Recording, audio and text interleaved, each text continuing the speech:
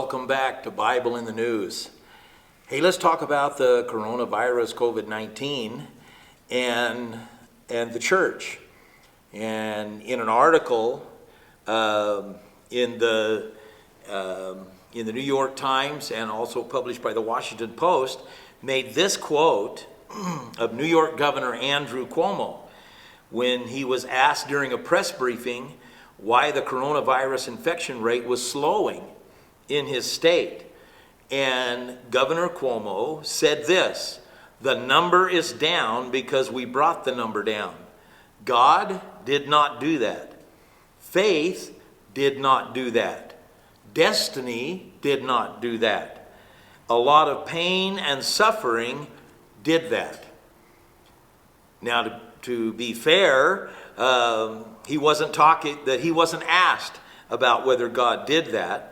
This was just a moment where he had to share his ideas about where was God in all of this and bringing the coronavirus down from New York, in the state of New York.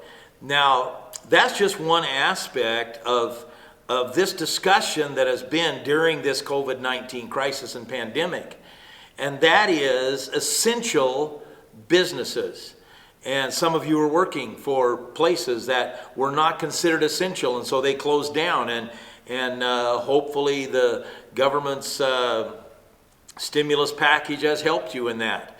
And then there were other places that were essential, and most of those were left up to the governor. Well, in a lot of states like New York, church was not considered essential.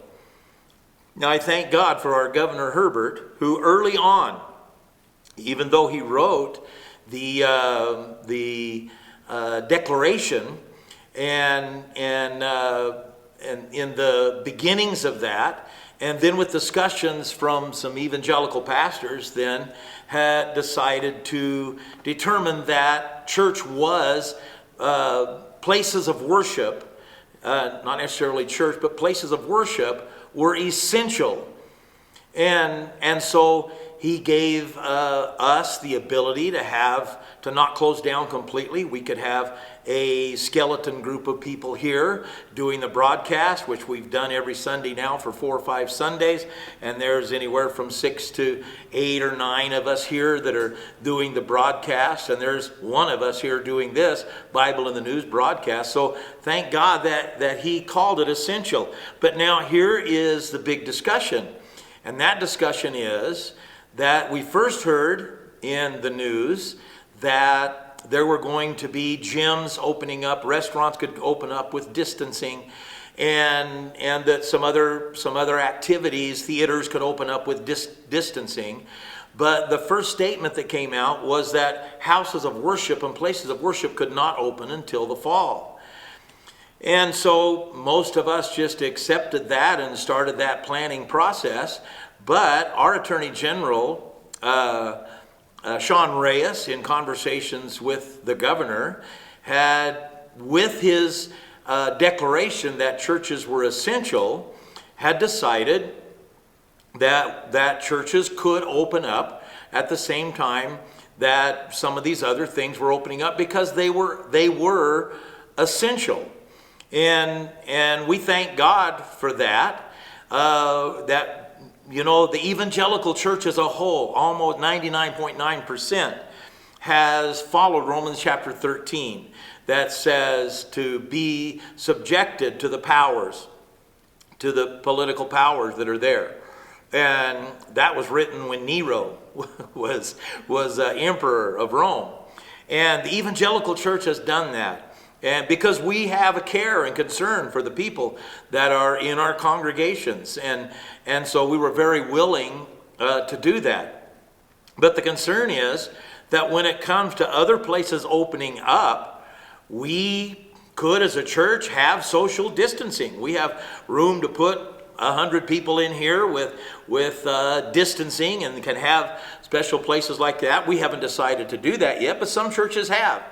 And so I thank God that Governor Herbert has declared essential, but that's not the point of tonight.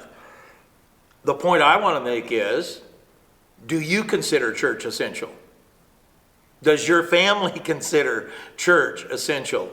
You know, in an article written a few months ago about the fastest growing religion in the United States, and in that article it termed it a revival, was not a church revival, it was youth sports had become the revival and had replaced the essential nature of church. Now that was that article. Well, I want to ask you, I believe that church is essential. I believe it's essential for your family. I believe it's essential for my family. Now I know I grew up in an era where I didn't have a choice. Whether I felt good, whether I didn't feel good, whether I wanted to go or I did, you went to church. In fact, we went Sunday morning for Sunday school, Sunday morning service, and Sunday night service, and Wednesday night service, and Saturday night prayer meeting. That was essential. Well, I just want to ask you, this is a question for you. As we begin this opening up process, is church essential for you and your family? Now on our side, we want to make sure that the moving of the Holy Spirit is here that makes it attractive and relevant, and we want to do those things to make it attractive and relevant. But at the same time, the question is this essential for you? Is church essential? It is for me. I need you. I missed you. I have missed you. And seeing you on Facebook with your cats and dogs and all of the things and flowers and vacations that you didn't take and wish you could have taken and all your memes and so forth, that has been fun. And I've been on Facebook more in the past couple of months than I ever do.